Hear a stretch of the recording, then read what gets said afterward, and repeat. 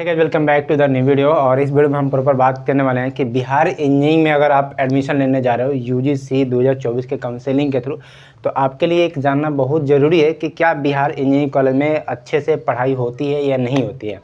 और जो पढ़ाई होती है, तो जो मैंने 3 साल का बीटेक किया यहाँ पे, क्योंकि मैं लेटर से था तो 3 साल का किया, लेकिन 4 साल वाले बच्चे के साथ ही मैंने रहा।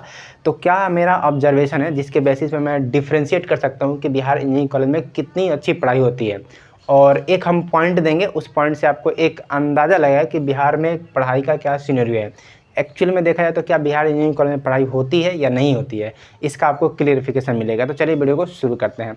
तो जैसे मैं बता दूं कि यूजीसी 2024 का भी काउंसलिंग होने वाला है, ठीक है। तो जितने भी बच्चे हैं जो अभी तक काउंसलिंग के लिए रजिस्ट्रेशन नहीं किए हैं, वो लोग जल्द से जल्द जाकर रजिस्ट्रेशन कर लेंगे, क्योंकि उनका रजिस्ट्रेशन का डेट आपको 10 लास्ट तक रखा गया है। और आजकल आपका 2-3 दिन आपको डेट है, तो जाकर जल्द से जल्द रजिस्ट्रेशन कर लेंगे। और जो लोग भी पेड काउंसलिंग की अगर करवाना चाहते हैं हम लोग के थ्रू, तो नीचे डिस्क्रिप्शन में सारा चीज़ दे दिया गया। आप जाकर गूगल फॉर्म भर लेंगे। गूगल फॉर्म जैसे भरेंगे, हमारी टीम आपको कांटेक्ट कर लेगी। आपका रजिस्ट्रेशन से लेकर के चॉइस फिलिंग से लेकर के कॉलेज में जो 4 साल होगा उसकी सारी सपोर्ट की जिम्मेदारी हमारी रहेगी। मात्र 149 रुपये में, कितना, मात्र 149 रुपये में हम लोग यहाँ पे आपका पेड काउंसलिंग कर रहे हैं, जिसमें आपको पूरा सपोर्ट किया जाएगा। चॉइस फिलिंग से लेकर के, रजिस्ट्रेशन से लेकर के, कॉलेज में एडमिशन से लेकर के सारा चीज़ हम लोग मैनेज करेंगे, ठीक है। तो वो चीज़ आपको अगर देखना चाहोगे तो जाकर के आप लिंक डिस्क्रिप्शन दिया हुआ, जाकर के चेकआउट कर लीजिएगा। वापस हम अपने टॉपिक पे आते हैं कि क्या बिहार इंजीनियरिंग कॉलेज में पढ़ाई होती है। बहुत लोगों के मन में डाउट होगा कि यार हम बीटेक करने तो जा रहे हैं, यहाँ पे हम यूजीसी के थ्रू एडमिशन तो ले रहे हैं कॉलेज में, क्या मुझे यहाँ पे जाने के बाद से इंजीनियरिंग कॉलेज में पढ़ाई होगी या नहीं मिलेगी। तो देखिए, पढ़ाई के लिए मैंने यहाँ पे कुछ की पॉइंट डिफाइन कर रखे हैं, कुछ की पॉइंट डिफाइन कर रखा है। देखिए, इसमें 6 पॉइंट है। पहला है कि फैकल्टी क्वालिफिकेशन। जो भी फैकल्टी आपको पढ़ाएंगे, आपको पता है ना कि हम जहाँ भी जाएंगे पढ़ने, वहाँ पे कुछ फैकल्टी रहेंगे, फैकल्टी मेंबर आपको पढ़ाएंगे, यानी कि एज ए लीडर आप उसको बोल सकते हो। वो आपका गाइडेंस रहेंगे, वो आपका सर्वो सर्वर रहेंगे, वो जो पढ़ाएंगे वही चीज़ आप सीखेंगे।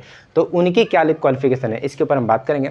साथ ही साथ हम बात करेंगे सीरियसनेस। सीरियसनेस कहने का मतलब ये होगा कि अगर आप किसी भी कोर्स को करते हो, तो उस कोर्स को जो करते वक्त आपका जो सीरियसनेस है कि क्या आप कितना दे पा रहे हो। जैसे मैं बोलूँ कि जो मैं कुछ 3 साल का बीटेक कर रहा हूँ, 4 साल का मैं बीटेक कर रहा हूँ, तो 3 साल 4 साल बीटेक करते वक्त मैं कितना सीरियस रहा, मतलब क्या मेरा प्रोडक्टिविटी रहा, मतलब 3 साल में मैं कितना सेमेस्टर में फुल्ली फोकस होकर पढ़ाई किया, कितना पेपर को मैं अच्छे से पढ़ा और कितना पेपर को स्किप मार दिया, मतलब चलो यार इसको ख़त्म करते हैं, बस पास करते हैं इसमें, मतलब सीरियस कितना रहे आप, इसके ऊपर बात करेंगे।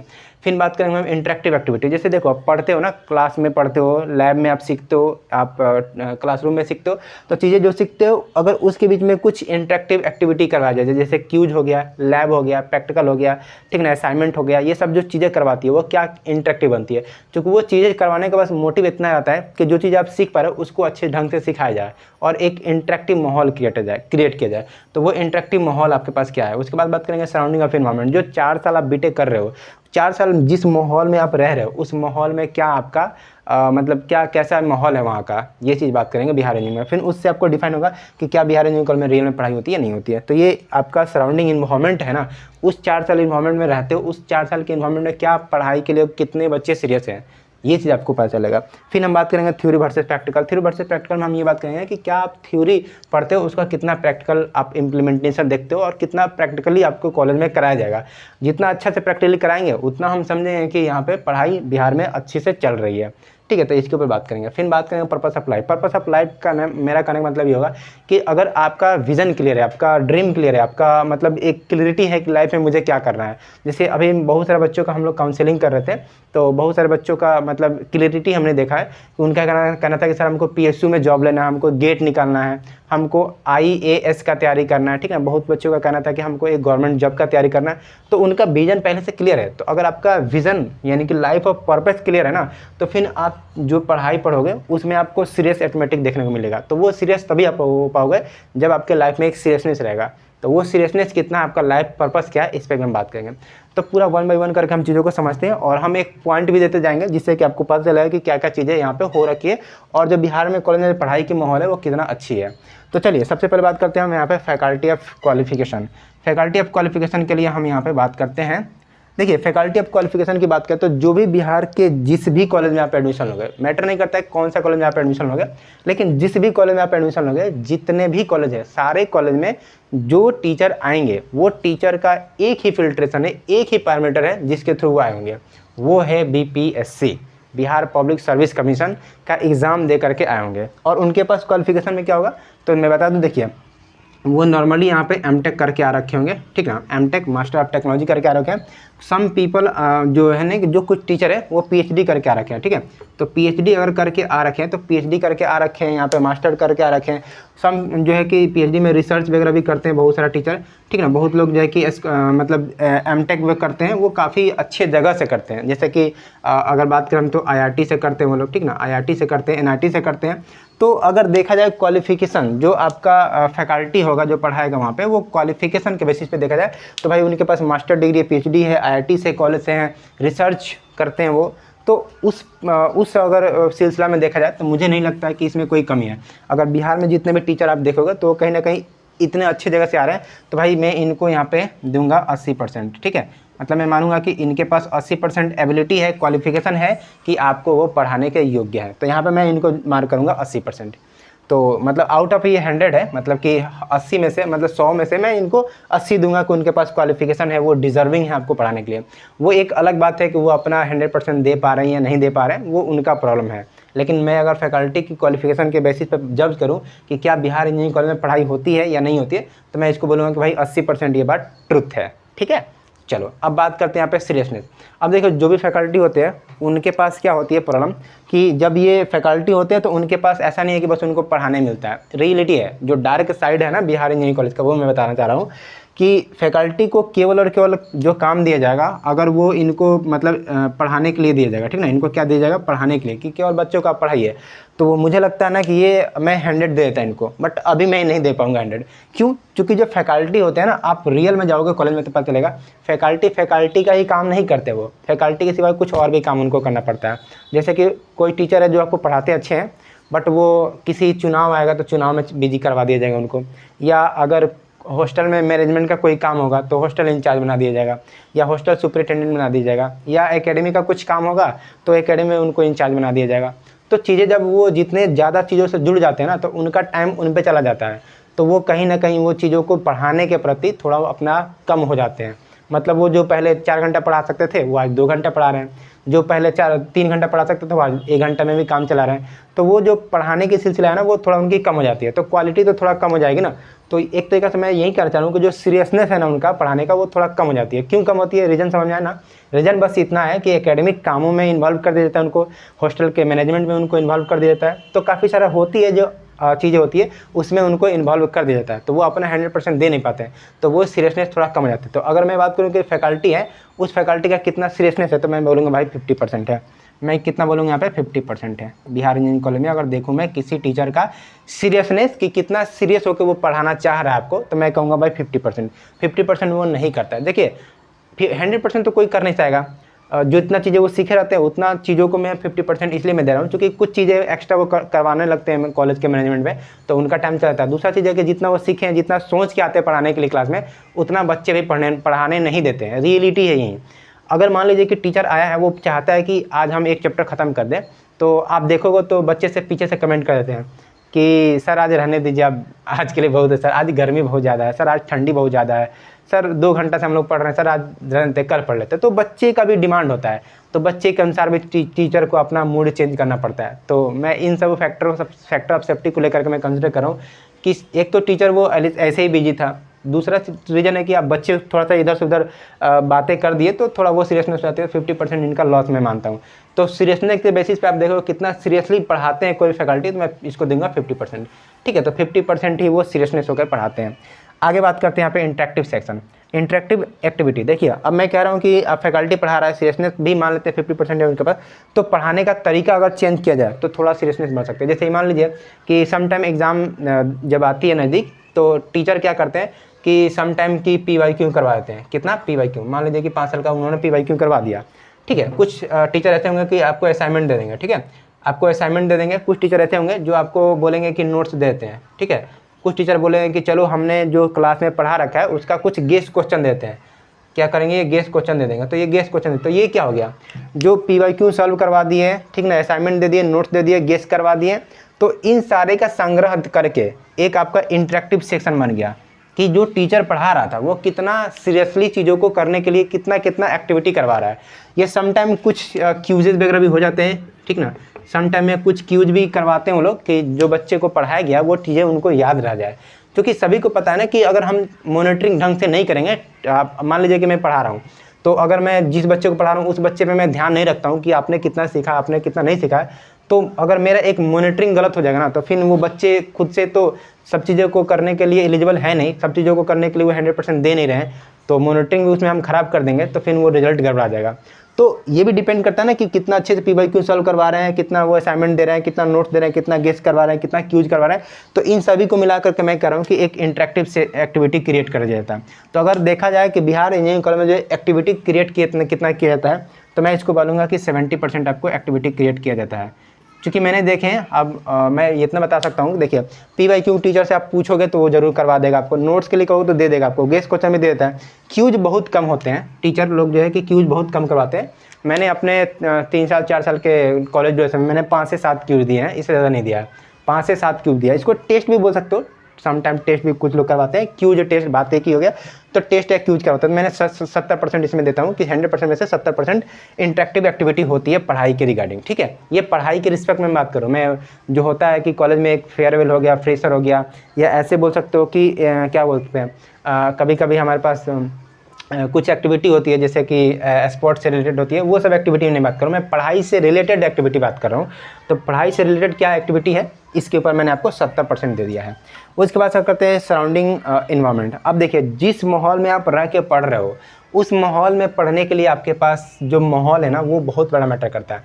4 साल जितने अपने दोस्त बनाए, उस दोस्त के साथ आप रह रहे हो, उसके साथ क्लास जा रहे हो, आ रहे हो, हॉस्टल में रह रहे हो, उसके साथ सो रहे हो, उसके साथ मस्ती कर रहे हो, तो जो एक माहौल बना ना, वो माहौल बहुत बड़ा मैटर करता है। मान लीजिए कि कोई बच्चा आया सिगरेट पी रहा है, कोई बच्चा आया वो गाली बक रहा है, कोई बच्चा आया जो चीज़ों को इधर से उधर कर रहा है, तो वो जो कर रहा है ना, उसके साथ आप रह रहे हो ना, तो आपका जो है ना, उसका जो भी गलत काम करने का तरीका है, उसका स्वभाव आप पे ऑटोमेटिक ट्रांसफर हो जाएगा, उसका हाव भाव, उसका तौर तरीका आप पे हावी हो ही जाएगा, अपने आप को चाहे कितना भी कंट्रोल करो। तो सराउंडिंग देखा जाए ना, तो मुझे लगता है कि अगर सराउंडिंग देखोगे तो भाई मैं इसको दूंगा मात्र 50% दूंगा। 50% सराउंडिंग देखो तो बिहार इंजीनियरिंग कॉलेज का थोड़ा मतलब मुझे सही नहीं लगा, क्योंकि बच्चे ना 50% ही चाहते हैं, 50% ही बच्चे होते हैं जो चाहते हैं कि मुझे एक अच्छा इन्वायरमेंट मिले, मुझे एक अच्छा पढ़ाई का माहौल मिले। 50% बच्चे मैंने जहाँ तक देखे, रियलिटी है जो मैंने देखा वो बता रहा हूँ आपको, कुछ हिडन में नहीं छोड़ रहा हूँ।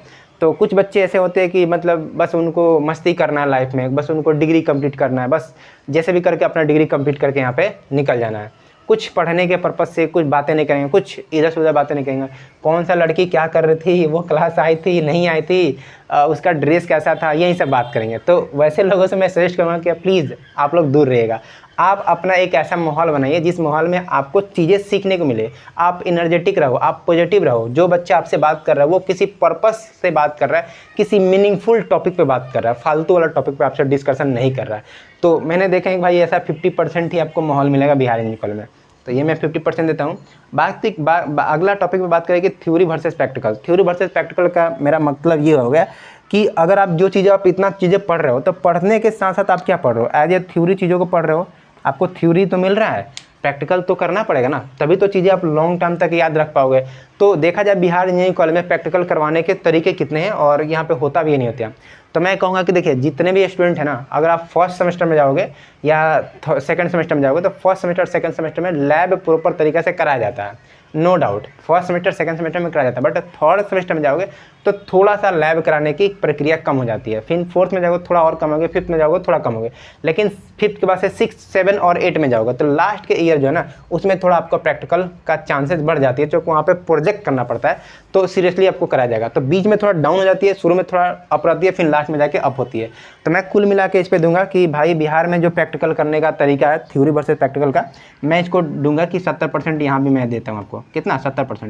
70% तक ही आपको प्रैक्टिकल लैब मिलेगा, 30% वो आपको ऐसे उड़ा देंगे हवा में, तो वो देख लीजिएगा आप लोग। अब बात करते हैं purpose of life. Purpose of life देखो, अगर इतना तो चीज़ें मैंने बात करें ना, ये बिहार इंजीनियरिंग कॉलेज से रिलेटेड था। अब मैं आपका पर्सनल भी बात करना चाहता हूँ, आपको पर्सनली मैं बात करना चाहता हूँ कि आप इतना चीज़ों को करने के लिए गए हो कॉलेज में कि आपको एक अच्छा फैकल्टी मिल जाए, सीरियसनेस आए बच्चों में, एक इंटरेक्टिव सेशन हो मेरे पास, सराउंडिंग ऑफ इन्वायरमेंट सही मिले, थ्योरी वर्सेस प्रैक्टिकल अच्छा मिले मुझे। तो भाई इतना सब चीज़ें जो है कि ये तो आपका कॉलेज करा रही है ना, इतना सारा चीज़ें तो आपका कॉलेज करा रही है। ये डिपेंड कर रहा है कि कॉलेज की क्या स्थिति है, उस पर डिपेंड कर रहा है।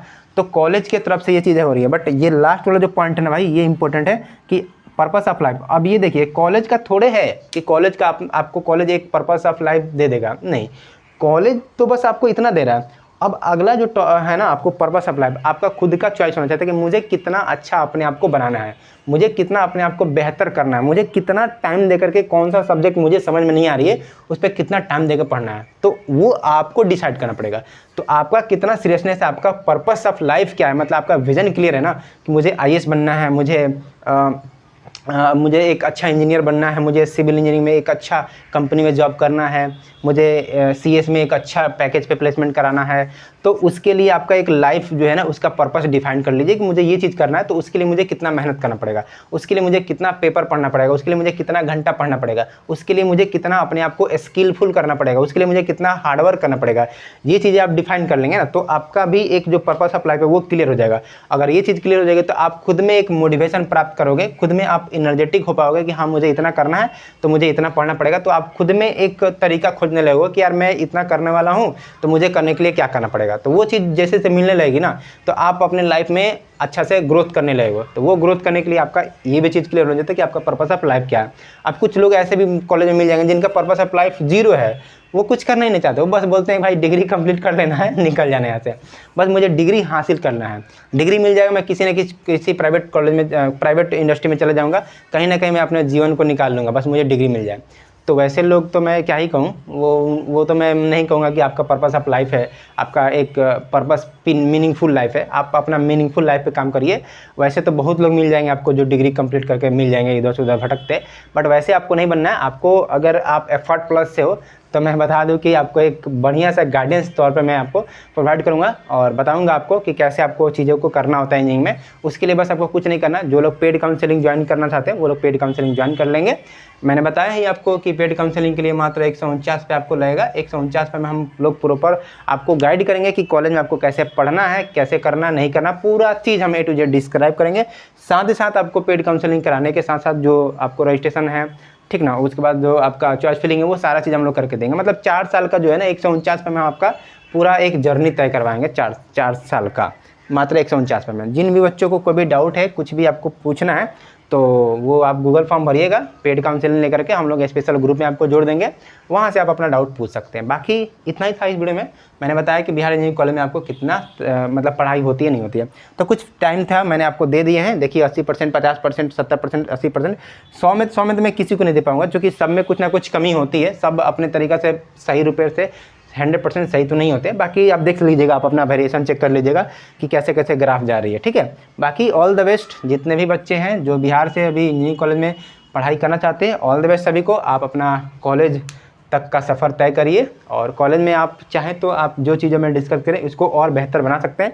क्योंकि मैं अगला जब वीडियो बनाऊं, अगले 25-26 वाले बच्चों को गाइड करूं, तो मैं कह सकूं कि अब ये सीरियसनेस बढ़ गया है, ये फैकल्टी क्वालिफिकेशन बढ़ चुका है, सराउंडिंग बढ़ चुका है, थ्योरी वर्सेस प्रैक्टिकल बढ़ चुका है, मैं बता सकूँ, ठीक है। तो वो चीज़ तो आप चेंज करोगे ना, क्योंकि कॉलेज में आपको जाना है, माहौल आपको बनाना है, आपको वहाँ पर रहना है। तो आप कितना अपने आप को इम्प्रूव करते हो, ये भी एक बहुत बड़ा मैटर होती है। तो उस पर आप लोग काम करिए।